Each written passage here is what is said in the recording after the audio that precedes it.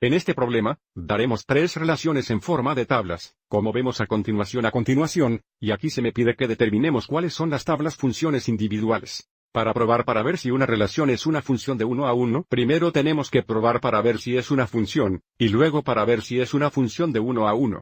Así que revisemos ambas definiciones.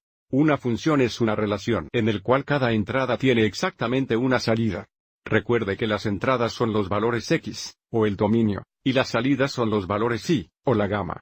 Una manera más fácil de pensar en esto es una relación es una función, si cada x tiene exactamente un valor y correspondiente. Entonces, una vez que sepamos que una relación es una función, podemos probar para ver si es una función individual. Una función 1 a 1 es una función en la que cada entrada tiene una salida única. Otra vez, una forma más fácil de pensar esto es una función 1 a 1, si todos tienen exactamente un correspondiente a x. Así que mirando nuestras tablas, primero queremos determinar si son funciones, y luego si son funciones 1 a 1. Si no son funciones, no pueden ser funciones 1 a 1. Después de hacer esto un momento, probablemente puede responder estas preguntas dejando en el formato de la tabla, pero cuando aprenda por primera vez cómo hacer esto, creo que mapear la mesa lo hace mucho más fácil. Miremos esta primera tabla en la próxima diapositiva. Para mapa esta relación, vamos a colocar este conjunto de x valores, o entradas, aquí, y este conjunto de valores y, o salidas, aquí, y luego mapa la relación. Mirando los x valores, tenemos tres valores x únicos.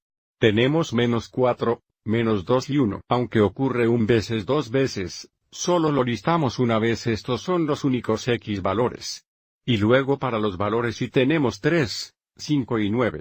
Otra vez, aviso como ocurre 3 veces. Y ahora para mapa de la relación, cuando x igual -4, y igual 3, así que dibujaremos un segmento de -4 a 3. Cuando x igual -2, y igual 5, así que dibujamos un segmento de -2 a 5. Cuando x igual 1, y igual 9, así que dibujamos un segmento aquí. Y entonces cuando x igual 1, y también es 3, así que dibujamos otro segmento del 1 al 3. Ahora la prueba de función es asegurarse de que cada x tiene exactamente un valor y correspondiente. De esta forma podemos ver fácilmente que el valor x de 1 corresponde a dos diferentes valores. Corresponde a 3 y 9. Por lo tanto esta relación no es una función, y si no es una función, no puede ser una función de 1 a 1. Así que vamos a seguir adelante y decir que no es una función, y pasar a la siguiente relación. A continuación iremos adelante y mapa nuestra segunda relación, mirando los valores x. Aviso como no hay repetición. Tenemos -4, -2, 1, 3. Hay repetición en los valores y a través. El conjunto de valores y será -5. 2 y 0. Ahora mapa nuestra relación. -4 mapas a -5, -2 mapas a 2, 1 mapas a 0 y 3 mapas a 2.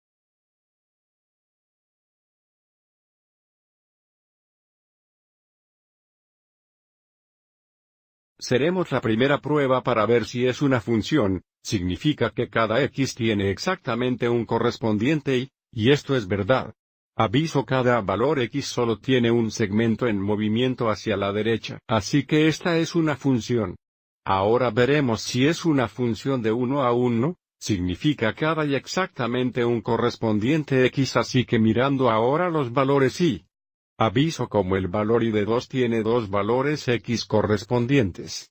Por lo tanto, mientras esto es una función, no es 1 a 1. Este valor y corresponde al valor x de -2 y al valor x de 3.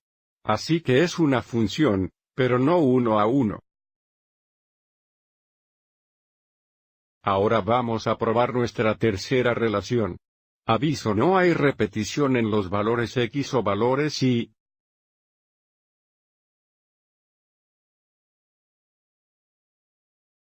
así que el mapeo es muy recto. -2 mapas a 3, -1 mapas a 4, 0 mapas a 5, y 1 mapas a 8.